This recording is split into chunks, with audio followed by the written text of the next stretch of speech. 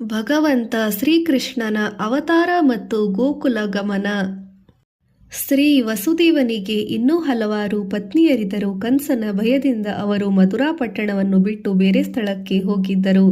ವಸುದೇವನಿಗೆ ನಂದನೆಂಬ ಮಿತ್ರನಿದ್ದನು. ಅವನು ಗೋಪಾಲಕರ ರಾಜನಾಗಿದ್ದನು. ಅವನು ಮಥುರಾ ನಗರದ ಹಿಂದಿರುವ ಯಮುನಾ ನದಿಯ ಆಚೆ ದಡದಲ್ಲಿರುವ ಗೋಕುಲದಲ್ಲಿ ವಾಸಿಸುತ್ತಿದ್ದನು.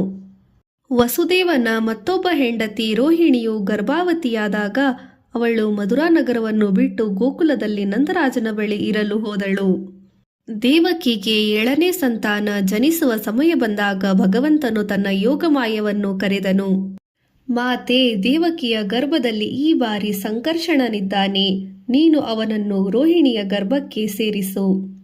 ಅನಂತರ ನಾನು ಮಾತೆ ದೇವಕಿಯಲ್ಲಿ ಪ್ರಕಟನಾಗುತ್ತೇನೆ. ನೀನು ನಂದನ ಪತ್ನಿ ಯಶೋದೆಯ ಪುತ್ರಿಯಾಗಿ ಪ್ರಕಟಳಾಗು ಎಂದು ಹೇಳಿದನು.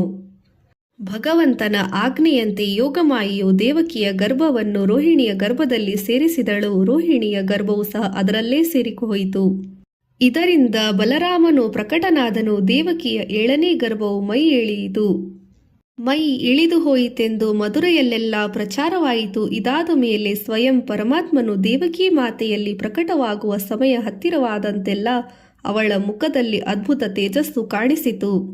ಅವಳನ್ನು ಯಾರೂ ಕಣ್ಣೆತ್ತಿ ನೋಡಲು ಸಾಧ್ಯವಾಗುತ್ತಿರಲಿಲ್ಲ. 8ನೇ ಬಾರಿ ದೇವಕಿಯು ಗರ್ಭಧರಿಸುತ್ತಿದ್ದನ್ನು ಕೇಳಿ ಕಂಸನು ಕಾರಾಗೃಹದ ಪಹರೆಯನ್ನು ಬಿಗಿಗೊಳಿಸಿ ಬಹಳ ಜನ ಬಲಿಷ್ಠ ಕಾವಲುಗಾರರನ್ನು ಕಾವಲಿಟ್ಟನು. ಶ್ರಾವಣ ಮಾಸದ ಕೃಷ್ಣ ಪಕ್ಷದ ಅಷ್ಟಮಿಯ ದಿನ ಅರ್ಧರಾತ್ರಿಯಲ್ಲಿ ಕಂಸನ ಕಾರಾಗೃಹದಲ್ಲಿ ದೇವಕಿ ವಸುದೇವರ ಸನ್ಮುಖದಲ್ಲಿ ಭಗವಾನ್ ಶ್ರೀಕೃಷ್ಣನು ಪ್ರಕಟನಾದನು. ಅವನ ಶರೀರದ ಬಣ್ಣವು ನೀಲಕಮಲದಂತೆ ಶ್ಯಾಮಲ ವರ್ಣವಾಗಿತ್ತು. ಅವನು ಮಿಂಚಿನ ಕಾಂತಿಯ ಪೀತಾಂಬರವನ್ನು ಧರಿಸಿದ್ದನು. ಅವನಿಗೆ 4 ಭುಜಗಳಿದ್ದವು. ಅವುಗಳಲ್ಲಿ ಶಂಖ, ಚಕ್ರ, ಗದೆ ಹಾಗೂ ಪದ್ಮಗಳಿದ್ದವು. ಅವನು ರತ್ನಖಚಿತ ಕಿರೀಟ, ಕುಂಡಲಗಳನ್ನು, ತೋಳುಬಂದಿ ಮುಂತಾದ ಅಮೂಲ್ಯವಾದ ಆಭೂಷಣವನ್ನು ಧರಿಸಿದ್ದನು. ಅವನ ಅಂಗಗಳಿಂದ ಹೊರಸೂಸುತ್ತಿದ್ದ ಕಾಂತಿಯಿಂದ ಸಮಸ್ತ ಕಾರಾಗೃಹವು ಪ್ರಕಾಶಿತವಾಗಿತ್ತು. ವಸುದೇವ ದೇವಕಿಯರು ಪರಮಾತ್ಮನ ಸ್ತುತಿ ಮಾಡಿದರು. ದೇವಕಿಯು ಭಗವಂತನಲ್ಲಿ ನಿನ್ನ ಈ ಚತುರ್ಭುಜ ರೂಪವನ್ನು ಅಡಗಿಸು. ನಿನ್ನ ಅವತಾರವಾಗಿರುವುದನ್ನು ಕೇಳಿ ಕಂಸನು ಈಗಲೇ ಇಲ್ಲಿಗೆ ಓಡಿ ಬರುವನು. ಅವನನ್ನು ಕಂಡರೆ ನನಗೆ ಸಹ ಬಹಳ ಹೆದರಿಕೆಯಾಗುತ್ತದೆ ಎಂದು ಪ್ರಾರ್ಥಿಸಿದಳು. ಭಗವಂತನು ತನ್ನ ಚತುರ್ಭುಜ ರೂಪವನ್ನು ಅಡಗಿಸಿ ಪುಟ್ಟ ಶಿಶುವಾದನು. ಭಗವಂತನು ವಸುದೇವನಿಗೆ ತಾವು ನನ್ನನ್ನು ಗೋಕುಲಕ್ಕೆ ಕರೆದುಕೊಂಡು ಹೋಗಿ ಅಲ್ಲಿಂದ ತಾಯಿ ಯಶೋದೆಯ ಕನ್ಯೆಯನ್ನು ತೆಗೆದುಕೊಂಡು ಬನ್ನಿ ಎಂದು ಹೇಳಿದನು. ಭಗವಂತನ ಆಜ್ಞೆಯಂತೆ ವಸುದೇವನು ಅವನನ್ನು ಒಂದು ಬುಟ್ಟಿಯಲ್ಲಿ ಮಲಗಿಸಿದನು. ಪರಮಾತ್ಮನ ಇಚ್ಛೆಯಂತೆ ವಸುದೇವನ ಕೈಕಾಲುಗಳ ಬೀಡಿಗಳು ತನ್ನಿಂದ ತಾನೇ ಕಳಚಿಕೊಂಡವು. ಕಾರಾಗೃಹದ ಎಲ್ಲಾ ದ್ವಾರಗಳು ತನ್ನಿಂದ ತಾನೇ ತೆರೆದುಕೊಂಡವು. ಕಾವಲುಗಾರರೆಲ್ಲ ಗಾಢ ನಿದ್ರೆಯಲ್ಲಿ ಮುಳುಗಿದ್ದರು. ಆ ಸಮಯದಲ್ಲಿ ಭಯಂಕರ ಮಳೆಯು ಸುರಿಯುತ್ತಿತ್ತು. ಆಕಾಶವು ಮಿಂಚಿನಂತೆ ಕೋರೈಸುತ್ತಿತ್ತು. ವಸುದೇವನ ಶಿಶುವಿದ್ದ ಮೋರವನ್ನು ಬುಟ್ಟಿಯನ್ನು ತಲೆಯ ಮೇಲಿಟ್ಟುಕೊಂಡು ಕಾರಾಗೃಹದಿಂದ ಹೊರಗೆ ಹೊರಟಾಗ ಮಹಾಶೇಷನು ಮೌನವಾಗಿ ಅವನನ್ನು ಹಿಂಬಾಲಿಸಿ ಭಗವಂತ ಶ್ರೀಕೃಷ್ಣ ಮತ್ತು ವಸುದೇವರಿಬ್ಬರಿಗೂ ಮಳೆಯಿಂದ ನೆನೆಯದಂತೆ ತನ್ನ 1000 ಹೆಡೆಗಳಿಂದ ಬಿಚ್ಚಿ ಕೊಡೆಯಂತೆ ಮೇಲೆ ಹಿಡಿದನು. ಯಮುನಾ ನದಿಯಲ್ಲಿ ಪ್ರವಾಹ ನೆರೆ ಬಂದಿದ್ದರೂ ವಸುದೇವನು ಕಾಲಿಟ್ಟ ಕೂಡಲೇ ಯಮುನೆಯ ಜಲವು ಮೊಳಕಾಲಿನಷ್ಟು ಕೆಳಗೆ ತಗ್ಗಿ ಹೋಯಿತು. ವಸುದೇವನು ಗೋಕುಲಕ್ಕೆ ಬಂದಾಗ ಭಗವಂತನ ಮಾಯೆಯಿಂದ ಅಲ್ಲೂ ಕೂಡ ಜನರೆಲ್ಲರೂ ಗಾಢ ನಿದ್ರೆಯಲ್ಲಿ ಮುಳುಗಿದ್ದರು. ಯಶೋದೆಯು ಆ ಸಮಯದಲ್ಲಿ ಹೆಣ್ಣು ಶಿಶುವಿಗೆ ಜನ್ಮ ಕೊಟ್ಟಿದ್ದಳು. ಅವಳೂ ಸಹ ಭಗವಂತನ ಸಂಕಲ್ಪದಿಂದ ಮೈಮರೆತು ಮಲಗಿದ್ದಳು. ತನಗೆ ಜನಿಸಿರುವ ಶಿಶುವು ಗಂಡೋ ಹೆಣ್ಣೋ ಎಂಬುದು ಅವಳಿಗೆ ಗೊತ್ತಿರಲಿಲ್ಲ. ವಸುದೇವನು ನೇರವಾಗಿ ನಂದನ ಅರಮನೆಗೆ ಹೋಗಿ ಯಶೋದೆಗೆ ಆಗ ತಾನೇ ಹುಟ್ಟಿದ ಹೆಣ್ಣು ಮಗುವಿನ ಜಾಗದಲ್ಲಿ ಭಗವಂತ ಶ್ರೀಕೃಷ್ಣನನ್ನು ಮಲಗಿಸಿ ಅಲ್ಲಿಂದ ಕನ್ಯಾ ಶಿಶುವನ್ನು ಎತ್ತುಕೊಂಡು ಮಥುರಾ ನಗರಕ್ಕೆ ಬಂದನು. ವಸುದೇವನು ಕಾರಾಗೃಹದೊಳಗೆ ಬಂದಾಗ ಮತ್ತೆ ದ್ವಾರಗಳೆಲ್ಲವೂ ತನ್ನಿಂದ ತಾನೇ ಮುಚ್ಚಿಕೊಂಡವು. ವಾಸುದೇವನು ಕೈಕೊಳಗನ್ನು ಹಾಕಿಕೊಂಡನು. ಅದೇ ಸಮಯದಲ್ಲಿ ಅವನು ಗೋಕುಲದಿಂದ ತಂದಿದ್ದ ಹೆಣ್ಣು ಶಿಶು ಅಳಲು ಪ್ರಾರಂಭಿಸಿತು. ಮಗುವಿನ ಅಳುವನ್ನು ಕೇಳಿ ಕಾವಲುಗಾರರು ಎಚ್ಚರಗೊಂಡರು. ಅವರು ಓಡಿ ಬಂದು ದೇವಕಿಗೆ ಮಗುವಾಗಿರುವ ಸಮಾಚಾರವನ್ನು ಕಂಸನಿಗೆ ತಿಳಿಸಿದರು.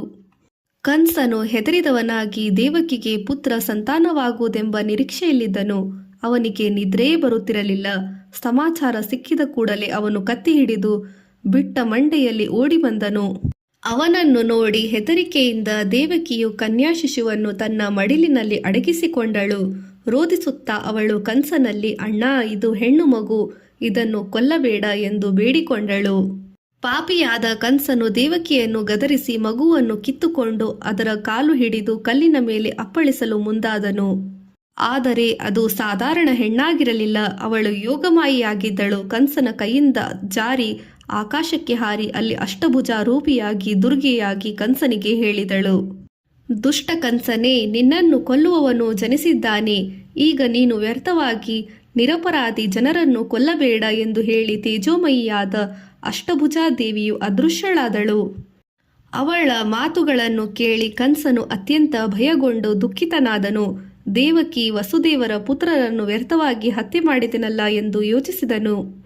ಅವನು ತನ್ನ ಭಾವ ವಸುದೇವ ಮತ್ತು ಸಹೋದರಿ ದೇವಕಿಯ ಕೈಕೊಳಗವನ್ನು ಬಿಚ್ಚಿ ತಾನು ಮಾಡಿದ ಅಪರಾಧಕ್ಕೆ ಕ್ಷಮೆಯಾಚಿಸಿ ಅವರನ್ನು ಮನೆಗೆ ಕಳಿಸಿದನು. ಕಾರಾಗೃಹದಲ್ಲಿ ಹಿಂತಿರುಗಿ ಪ್ರಾತಃ ಕಾಲವಾದ ಕೂಡಲೇ ಕಂಸನು ತನ್ನ ರಾಕ್ಷಸ ಮಂತ್ರಿಗಳನ್ನು ಕರೆಸಿ ಅವರಿಗೆ ಅಷ್ಟಭುಜಾದೇವಿಯು ಹೇಳಿದ ಮಾತನ್ನು ಹೇಳಿದನು. ಅವನ ಮಂತ್ರಿಗಳೂ ಸಹ ಅವನಂತೆಯೇ ದುಷ್ಟರು, ಹತ್ಯೆ ಮಾಡುವವರಾಗಿದ್ದರು.